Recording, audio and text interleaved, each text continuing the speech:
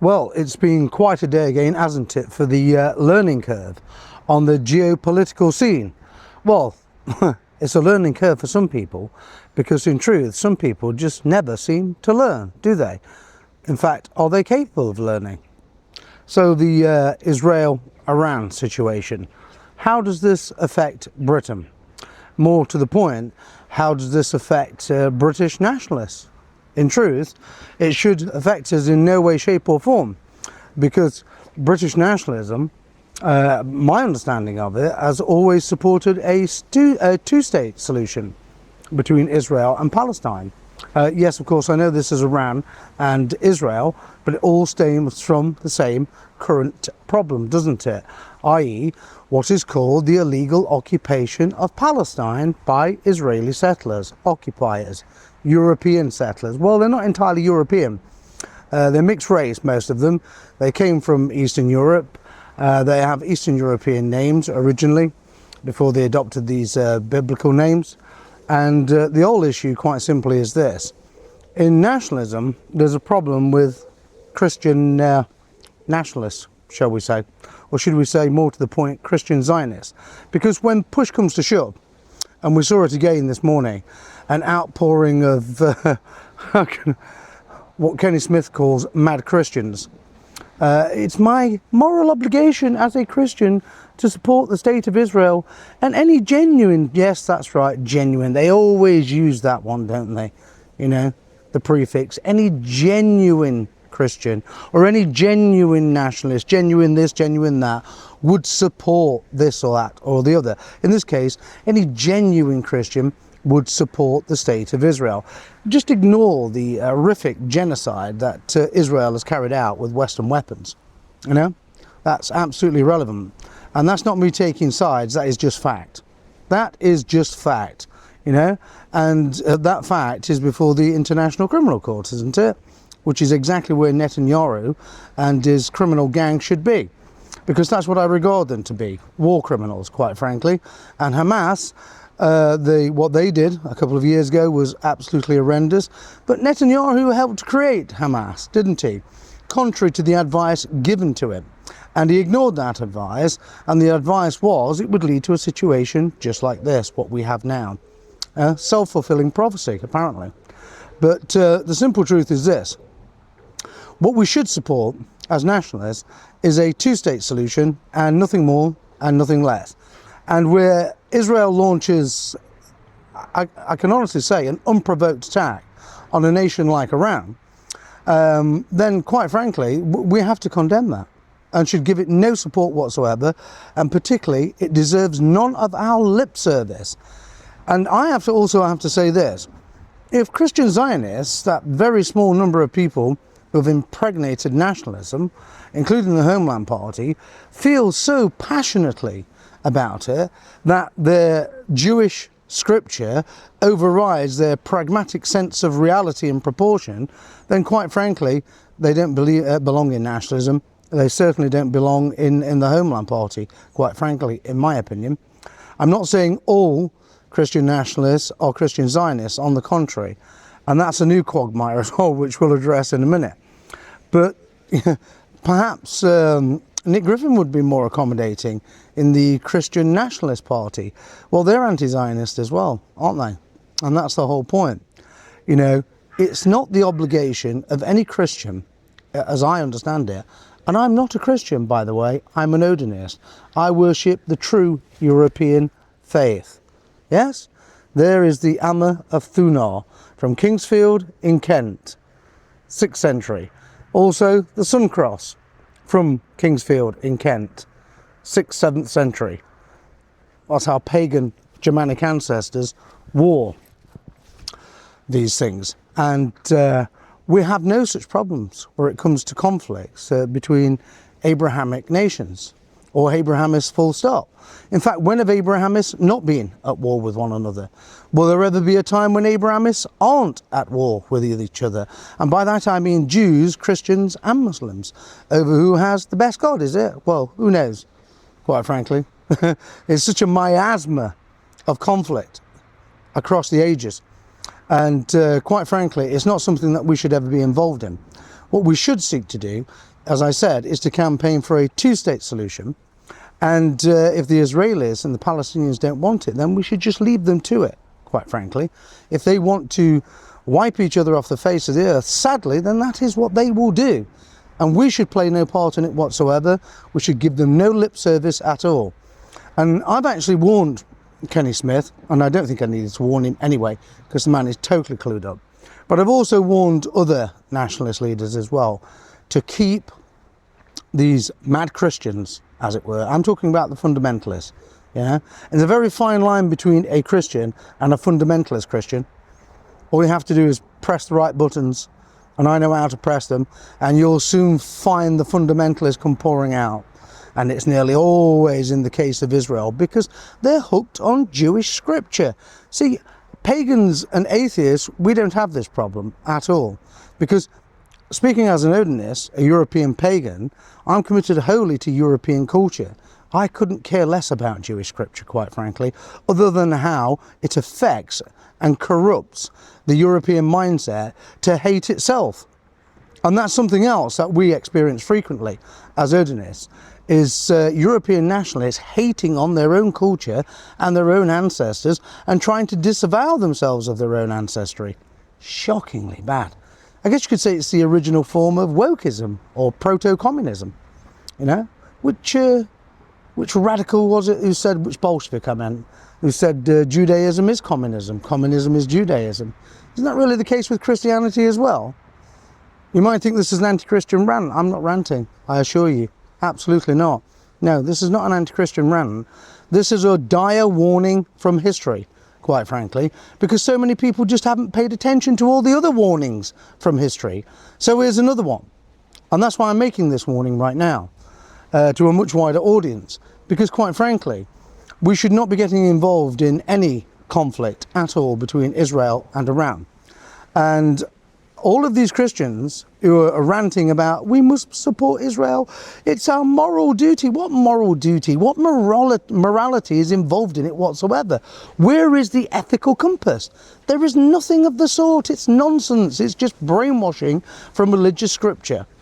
So let's say it does escalate further beyond what it has right now, and the Iranians are able to engineer an oil crisis. Straits of Hormuz cut off, for example, bringing about an even bigger war and total catastrophic collapse of the European economy. Will those same Christians then be saying it was their moral duty? What moral duty? There is no moral duty. Why do Christians keep talking about moral duty? If they're concerned about moral duty, expunge all the paedophiles from your own priesthood. And that's both the Anglican faith and the Catholic faith. Evidently not that concerned about moral duties. Yes? So that's my point.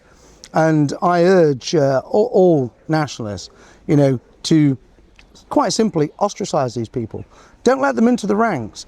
Because if religious scripture of any description comes before pragmatic political campaigning and the harsh geopolitical reality that we face, then quite frankly, they're dangerous. And that's been the problem throughout history, hasn't it? My God told me to do this. My God says I have a right to do this. My God says I have a right to exterminate donkeys. Do you understand what I'm saying? It's just madness. It is absolute madness. All of it is man-made, contrived scripture, scribbled by crazy old men, quite frankly. No, I don't think any women played any part in it at all. But anyway, and then we get to the other scenario, which is probably even more disturbing than the so-called mad Christian, high as a kite on Jewish scripture, who claims it's his moral duty to support Israel. We have this other entity in that context called the Christian nationalist or Christian identity, a particularly obnoxious American import as well, I might add. And they are so far down the anti-Zionist path that they've had to convince themselves that because they worship this alien religion, completely alien faith to Europeans, that is. You must remember it actually came here from Israel, as we know it today, from Palestine. And it was imposed upon Europe by the Romans, desperate to prop up their crumbling empire, and it was done through blackmail, by bribing kings, and by bringing them into, in essence, what we would have called the European Union of the day. And the populations of Europe were forced to convert against their will. 90% of Europeans did not want to convert to Christianity. They were forced to do it at sword point and battle axe point. And in some cases, they were told to choose which limb they would lose if they didn't convert. That's hardly persuasion, is it now? So let's not call it the Christian conversion. Let's call it what it truly is, the imposition, the Judeo-Roman imposition. There's never a Christian conversion.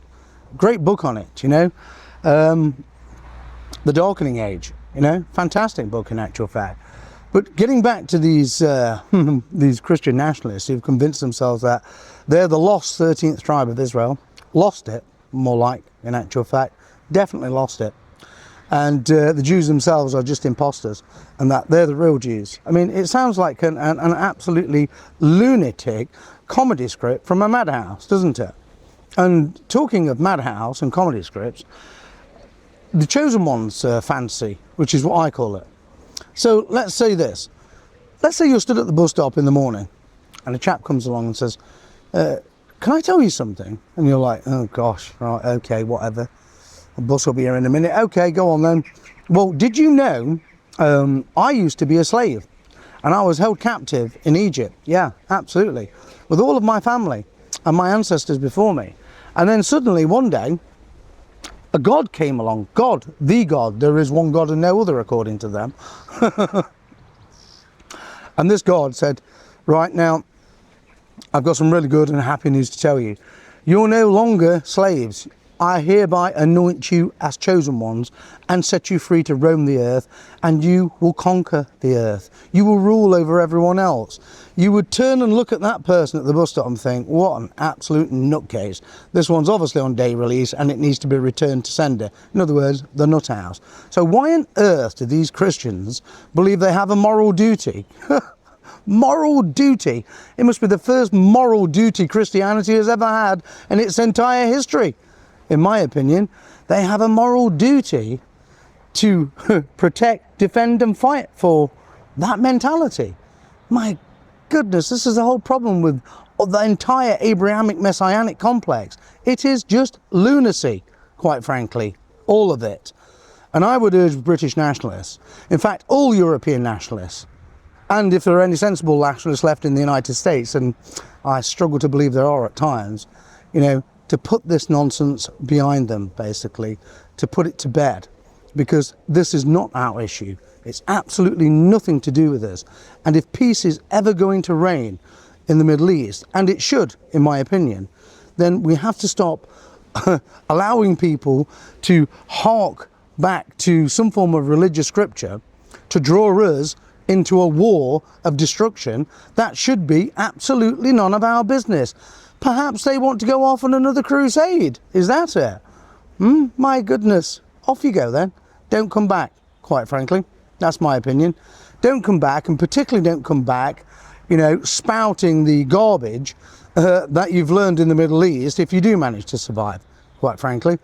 Perhaps Tommy Robinson could lead you. But then again, his Spanish villa's a long way from there, isn't it, you know, and that mountain of cocaine. Look. Let's get back to the real world, shall we? The battle that we are fighting is here in Europe for the existence of Europeans and European culture. The battle is not in Israel, it's not in the region of Palestine or in the Persian Gulf. Our battle for survival is here, right now in Europe. And I would advise these people who call themselves Christian Zionists, get out of nationalism. Get out of nationalism. Go and join Tenkoni. He's a nutcase. David Koresh II, you know? And if he doesn't want you, maybe Nick Griffin and Jada Franson and Jim Dowson will embrace you. You know, you're bound to find a home somewhere. Maybe even Christian Identity will take you on board, providing you're prepared to delude yourself that you, in actual fact, are the chosen one, the 13th lost tribe of Israel, and the Jews are just imposters. I mean, my goodness, do you people ever take a look at yourselves in the mirror? Do you really? Do you ever took a look at yourselves in the mirror? Let me be your mirror, reflecting back at you what you really are, the perception of what you are in the world in general. And one final dire warning to all nationalists, you know, allow these people to gain traction, to proliferate in the ranks, and believe me, you will become just another Zionist proxy organisation like UKIP and Reform UK and Tommy Robinson and all the other clowns on the payroll. Stay true, stay to the cause, you know, be pragmatic and commit yourself to a two-state solution in that context. And first and foremost, commit yourselves to the real battle that we're involved in, the existential struggle for Britain, not for Israel or for Iran, for Britain and for Britishness and for European culture at large. That's our battle.